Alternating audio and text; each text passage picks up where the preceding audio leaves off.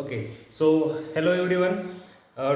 Today we will discuss about the first unit of our paper first, that is taxonomy of invertebrates. So in that today we will discuss about the symmetry. Okay, so basically taxonomy, it deals with study of identification, classification and nomenclature of organism. Okay, so identification, in which we identify the living organism based on its external character, that is morphology. Then we identify the living organism based on its anatomy, that means internal organization of the body, its different body systems and how they work in a coordination. Then for identification, we also studied histology, we also use molecular biology, we also use genetics. Okay, so as to identify and establish the relationship between the different living groups and classify them according to their relativeness. Okay, so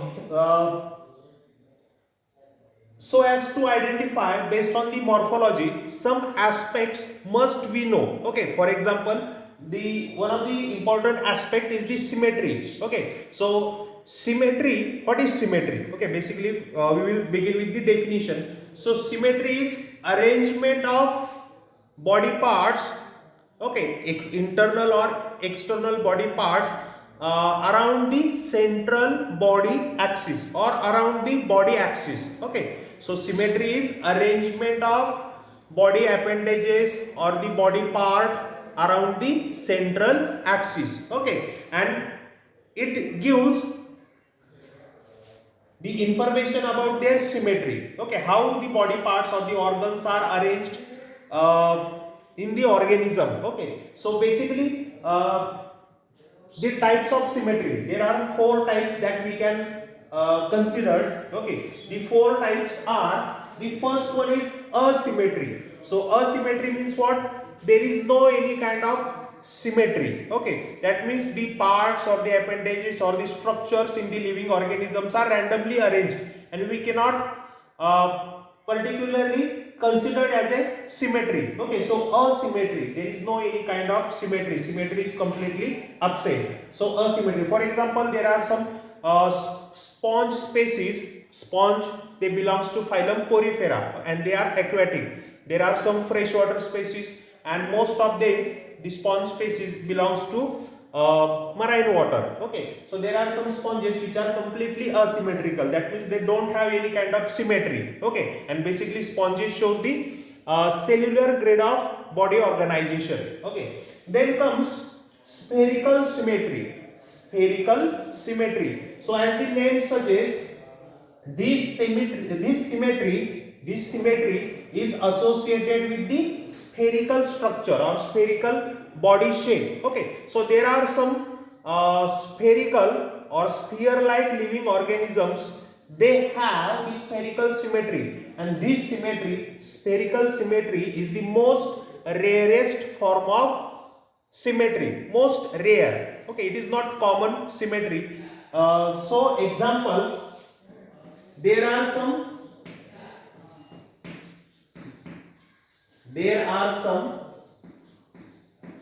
protozoan group. There are some protozoan group such as Radiolaria and Heliozoa. Okay, there are some protozoa group such as Radiolaria and Heliozoa. Radiolaria and Heliozoa. So this group of protozoan, they have this spherical symmetry, which is most rare form of symmetry in living organism. So Radiolaria and Heliozoa, these are the protozoan groups in which we can observe this spherical symmetry. And there are some algae or algal species. There are some algal species such as Volvox. There are some algal species known as volvox. They also shows this spherical type of symmetry. So what is spherical symmetry? this symmetry can be seen in sphere or the organisms which has a spherical body. That means the body parts or the organs or the appendages, they are arranged around the center or central axis, okay, or around the center, or the body parts, they are radiate out from the center. They are radiate out from the center. So there is a center from which or surrounding which all the body parts or the structures are arranged, or they are radiate out. Radiate out means comes out from. So they are radiate out from the center. So such type of symmetry is considered as spherical symmetry. So basically the individuals or the organisms which has spherical symmetry, they don't have any kind of side or any kind of end. So organisms having spherical symmetry, they don't have side or they don't have any kind of ends. Sides or ends means, for example, if we consider our body, this side is ventral side, the back side is dorsal side, the left lateral and right lateral. So these are the body sides. And if we talk about the ends, this is the anterior end. Anterior end means the end of the body at which the head is present. Generally, head is present at anterior end. Then the opposite side of the anterior end is considered as posterior end or posterior side. Okay.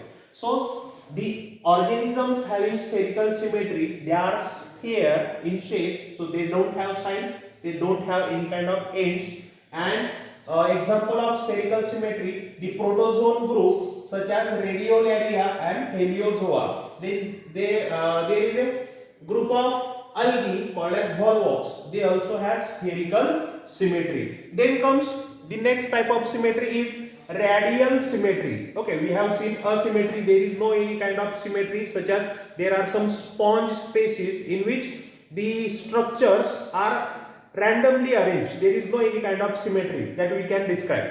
Then comes spherical symmetry, then comes radial symmetry. Okay, so in case of radial symmetry, for example, this symmetry can be seen in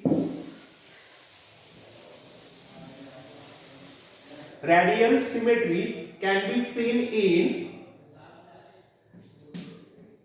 in phylum Cnidaria. Phylum Cnidaria. So this phylum is also known as phylum Coelenterata. Phylum Coelenterata.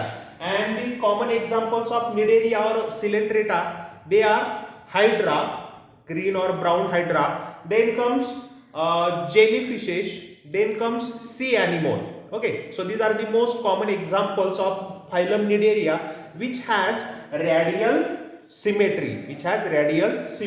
Okay, so Hydra, jellyfishes or sea anemones, they shows this kind of symmetry. Okay, so what happens or what is the definition of radial symmetry? So radial symmetry is the symmetry in which or we can divide the body of such organism in a multiple plane through central axis.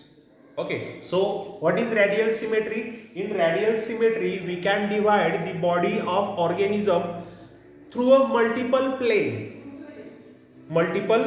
along the central axis. Okay, for example, okay, so this is the circular structure. Okay, Hydra or sea anemone, they have the rounded body has base for attachment with the help of which the Hydra or sea anemone, they attach to the substratum. Okay, then they have body at the anterior end, they have mouth and surrounded by tentacles.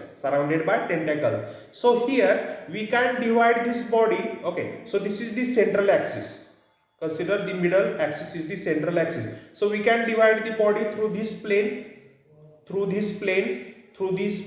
Still, the body parts which will result after the section will remain equal. Okay, so this is the radial symmetry in which we can divide the body through central axis by multiple planes.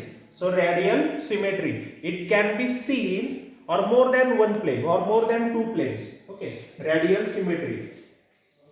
Then comes the third type of symmetry, fourth type of symmetry is bilateral symmetry. So as the name suggests,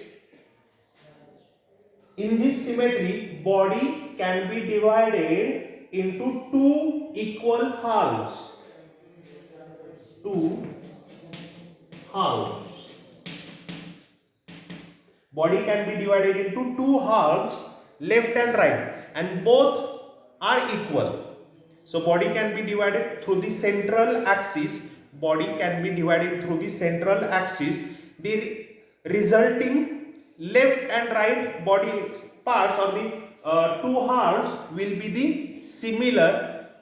Okay, so such type of symmetry is known as bilateral symmetry. For example, humans or all the chordates. Bilateral example of bilateral symmetry, all the chordates, they have bilateral symmetry. See, body can be divided into the two equal halves through the central axis. Example, all the chordates, they have bilateral symmetry. So generally in bilateral symmetry, the cephalization can be seen. A well-developed cephalization can be seen in this symmetry, bilateral symmetry. So what is cephalization? So cephalization is differentiation of head.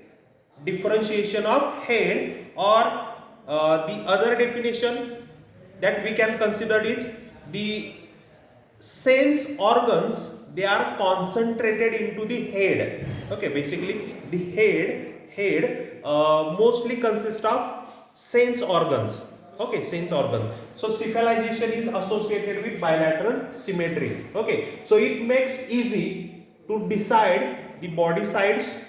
Then bilateral symmetry is also useful for forward movement of body. Forward movement of body. Okay, in bilateral symmetry. So these are the different types of symmetry. So basically just a recap. So what is symmetry? So symmetry is arrangement of body parts or the body structures or the body appendages around the central body axis. Around the central body axis. So asymmetry, there is no any kind of symmetry. Example, some sponges. Spherical symmetry, a round shaped body, they shows spherical symmetry. So we can divide such body through any plane, through the central axis. Okay, for example, just analogical example, a tennis ball which is a spherical in shape. So we can divide the ball through any plane through the central axis, and the resulting halves or the parts will be the equal. आपण जर उभा cut केला तरी बॉलचे जे काही दोन्ही भाग असणार आहेत लेफ्ट अँड राईट ते इक्वल असतील. आडवा कट केला तरी दोन्ही पार्ट्स हे इक्वल असतील. ओके, तिरका कट केला तरी दोन्ही पार्ट्स सेम होतील. So spherical symmetry. Then comes radial symmetry. So in which the body parts or the organs are arranged in a such a way that we can divide the body through the central axis by multiple plane. For example, this round shape stalk like structure, we can, okay, so this is the central axis, we can divide the body through this plane, through this plane. Then again the resulting body parts will be the equal. Okay, so multiple plane through we can cut the body in radial symmetry. And bilateral symmetry, the body parts or the organs are arranged around the central axis in a such a way that we can divide the body through the central axis, and the resulting two halves will be the mirror images of each other, or resulting two halves will be the equal. Okay, so these are the type of symmetry. The next point that we will going to discuss is the coelom and different types of coelom.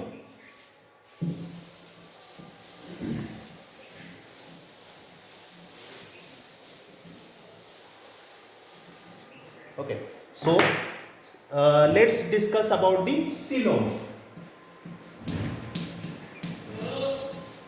Okay, so what is coelom? First we will discuss the definition of the coelom. So coelom is, in a simple word, the coelom is internal body cavity. Coelom is internal body cavity.